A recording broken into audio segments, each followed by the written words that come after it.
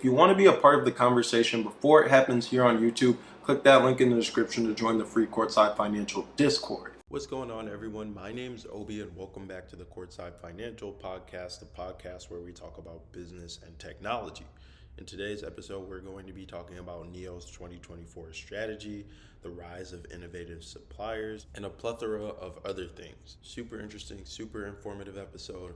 Going to be covering lots of things from the strategic growth of the Onvo sub-brand to recent developments around that, BYD Supplier that essentially got rich overnight, and NIO's ambitious expansion into the Middle East with their first NIO house in Abu Dhabi.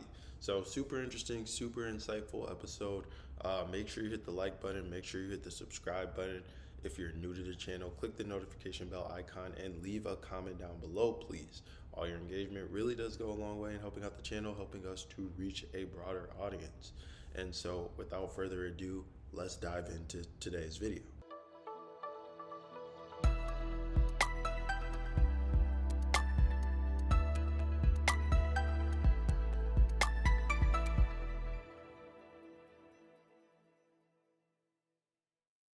First up, NIO's global footprint is expanding.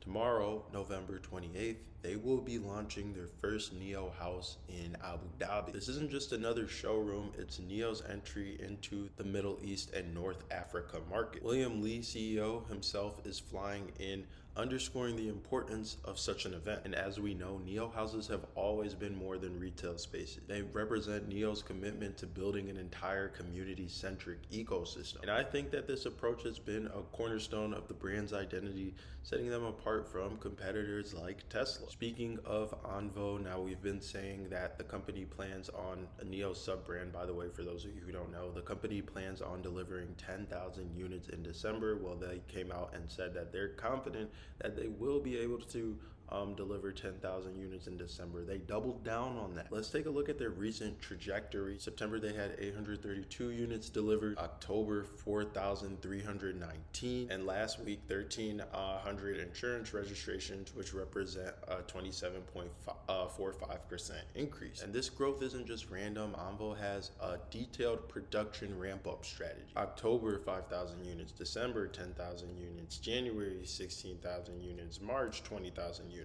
They're also gearing up to launch 2 brand new SUV models next year, directly trying to target Li Auto's territory and take a slice out of their pie, as you say. So I think that this is a strategic move as NIO continues to strengthen their product lineup and diversify a little bit. Next, let's explore the backbone of NIO's ecosystem, their charging and battery swapping network. As of now, they have 4,124 charging stations, 2,702 battery swapping stations, coverage across 7 vertical and 6 horizontal urban agglomerations, and over 58.61 million battery swaps completed to date. Their 4th generation battery swapping stations are costing about 1.5 million yuan each. That's an expensive number. I'm not even going to sugarcoat that. And they've built 386 this year alone. That's a lot of money spent. It's an investment of at least 579 million yuan in just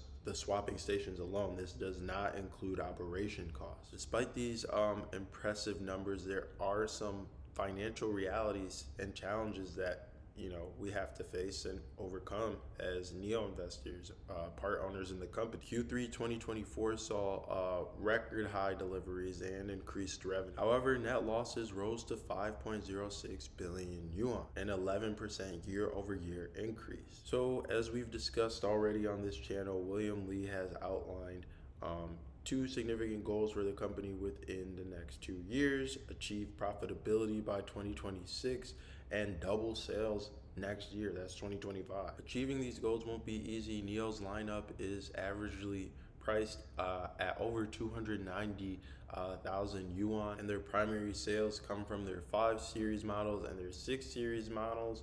The 7 Series accounts for only 10% of their sales. Now let's shift gears for a second to talk about the hidden players in this game. Behind every automotive giant lies a network of suppliers driving innovation. BYD, known for its dominance in the electric vehicle industry, as a key player that has risen to prominence in what many would say is almost overnight. Guangdong Technology, a subsidiary of Zhonghan Transmission, the little-known player is now positioning itself for a major public offering, signaling its ambition to solidify itself in the high-tech manufacturing space. Let's dive into how Guangdong Technology became one of the most profitable suppliers in BYD's ecosystem and why they're eager to go public. Founded in 2020, the company specializes in the development of RV reducers, high precision components critical to industrial robots and automation. Despite being less than 5 years old, they've experienced explosive growth, with revenue shooting from 100 million yuan in 2021 to 310 million yuan in 2023. The company's net profit followed suit, surging to 76 million yuan in the same time period. This meteoric rise has been driven by close relationships with key customers, particularly Estun, a leader in domestic industrial robots. Their dependence on their top 5 customers accounted for 90% of their revenue. That was in 2023, and it underscores its reliance on partnership. For instance, its sales to Estun increased more than 10x, from 12 million to 160 million in 2023, accounting for more than half of the company's total revenue. So why go public now? Their ambitions align with their broader strategic goal: capitalize on China's push for domestic substitution. By producing RV reducers domestically, the company aims to break the global reliance of China on Japanese manufacturers like Neptesco, which have long held a monopoly in this field. The funds raised by the IPO are projected to be 1.4 billion yuan, which will be directed towards creating a cutting-edge manufacturing base for robot components and a new R&D center. But, one thing to point out in this story that is a little risky, and as I was researching it, I thought this to myself, lots of other people are saying this as well, is that they're relying on Estun a lot. Yeah, reliance on Estun and other big clients poses a significant risk for the company. Risk in their independence and long-term growth. They need to diversify revenue streams, because obviously if you lose one big client, that significantly impacts the entire company adversely. And I've seen this happen in business in plenty of other spaces, so we'll keep an eye out for that. So obviously, Guangdong's success is a direct result of its parent company, Zhonghan Transmission, a global leader in gear manufacturing. And they've long been a supplier for many of the automotive giants and automotive companies, including NIO, BYD, Toyota, and Volkswagen. The company has consistently grown, seizing opportunities in the EV market, with revenue doubling from 2020 to 2023, ultimately reaching 8 billion yuan. Parent company's success in precision manufacturing and strategic manufacturing has allowed Guangdong to secure its position in the highly competitive robotics industry. While Guangdong Technology's rapid growth and profitability are impressive, its reliance on government subsidies and tax incentives raises questions about the company's sustainability. Now, I want to go back to Onvo really quickly. Onvo versus the Tesla Model Y, which it's supposed to compete with, by the way.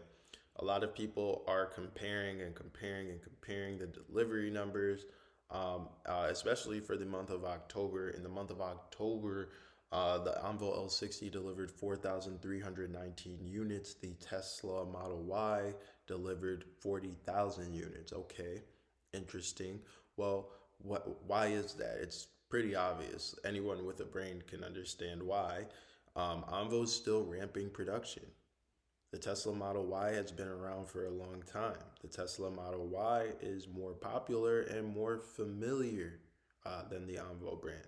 Onvo doesn't even have the ability to deliver 40,000 units in a single month right now. So it's just common sense. It takes time. This isn't even something that should be discussed, but I'm discussing it because it is being discussed.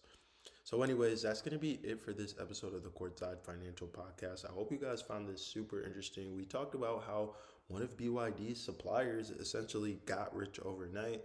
We talked about Onvo doubling down on their stance that they will be delivering 10,000 units for the month of December. We talked about NIO opening their first NIO house in Abu Dhabi and William Lee flying in for that event. Lots of great things going on right now in the EV industry. Um, I would definitely want to get your guys' thoughts on all of this. I want to get your guys' um, thoughts on Onvo. Will it succeed? Are they doing well? Are they on target? Are they on par with our expectations as investors or just people watching the company? I want to get your thoughts on NIO's presence in the Middle East. How significant is this milestone? And then I also want to hear what you guys think about BYD and all of the success they're having, because I'd be remiss to not say BYD is having some success these days. So, and I want to talk and I want to hear about their suppliers, because obviously a lot of that success is spilling over into their supplier.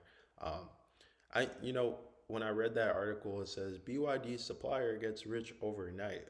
But the more I dug into the article, the more I realized that yes, that's a supplier of BYD. BYD is giving them revenue, but most of their revenue is coming from some other big clients. But still, BYD is involved with them. Good news. Anyways, leave a comment down below. We'll catch you in the next episode. Thanks for watching.